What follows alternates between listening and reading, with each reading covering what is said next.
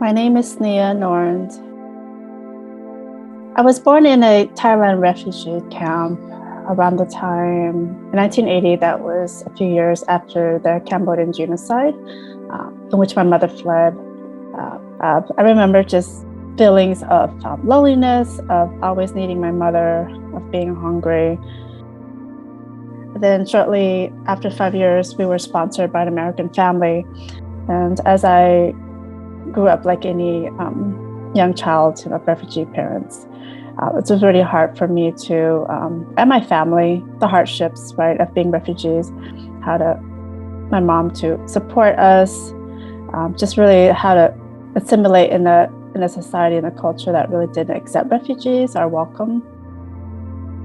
As a young teenager in high school, I did not know what healthy relationships were or what was modeled to me. And that's when I met my ex-boyfriend over the internet. I perceived him to be in his 20s, but I found out that he was twice my age. And I fell for him. As a young teenager, it's when someone that tells you, he loves you, that he would cherish you, that he would marry you. And basically, I thought I was right and loved. And unfortunately, it started right away with the emotional abuse. But I thought to myself early on, if he did not hit me, then it would be okay, that I would be able to manage the relationship. But as time passed, I knew I wanted to get out, but I didn't know how to leave him, especially with the threats that he was making against me. Like if I left him, that he was in the mafia, that he was going to kill me.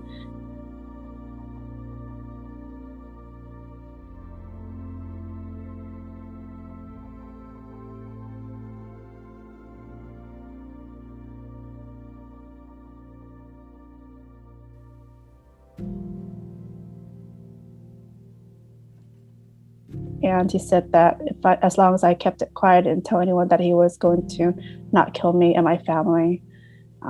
Those were my fears. And for 3 years, I remained with him. The relationship got more abusive, more violent. And then there were times that the beatings got so bad that I thought I was not going to survive it, right? That I was not going to wake up from it. Times that he'd beaten me, I passed out, he shot at me.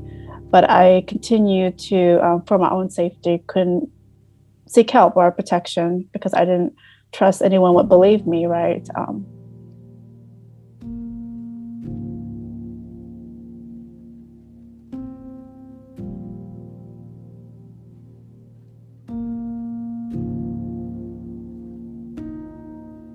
And I was just so baffled. I said, for murder?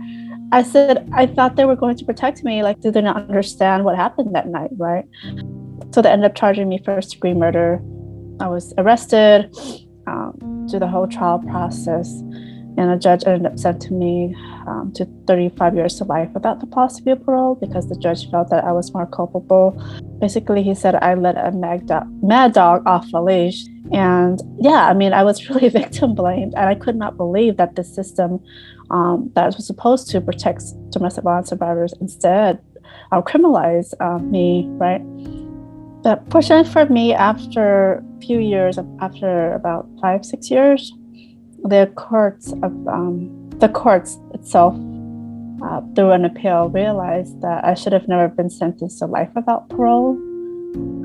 So they overturned my convictions, and they retried me. And after the retrial, I ended up being convicted of 15 years to life, which gives me an ability, right, to face the parole board.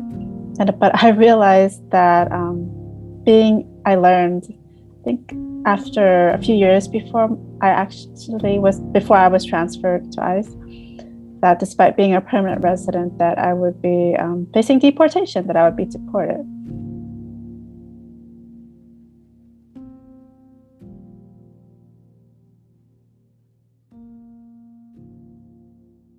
The 6 months that I was in ICE detention, I was able to also be part of my own freedom, right?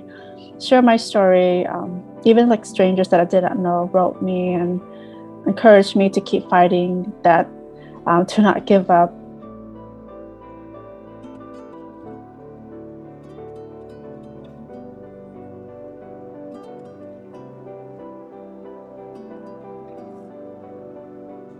And I just told my truth, right? My fears of being deported and the threats that my co-defendant did, and why my life would be at harm if I got deported to Cambodia. So the judge made a decision weeks later, and it was in my favor. However, ICE refused to release me. They said they're going to appeal the judge's decision. Despite the community victory that I felt right at the court hearing. So I stayed another 3 months until I was eligible for a bond hearing. And we had a different judge. And the judge said, well, I see no reason to keep her detained. She's not a risk community. So the judge granted me bond. And I was really just beyond grateful, excited, at the same time nervous, thinking, wow, I'm going to be free after 16 years and 1 day. And that's what happened. In November of 2017, I was released out on bond, paroled to San Francisco, the Bay Area, which is my home now. And this is my home since I've been here since I was 5 years old. And again, like, we're asking just for a fair chance for people, right, to not punish them because of harms or mistakes that they made 15, 20 years ago. I think where they're born has nothing to do with whether you deport them or not. I don't believe in deportation. I believe every person has human right to call home, wherever their home is, right? Home is with their loved ones, with their family.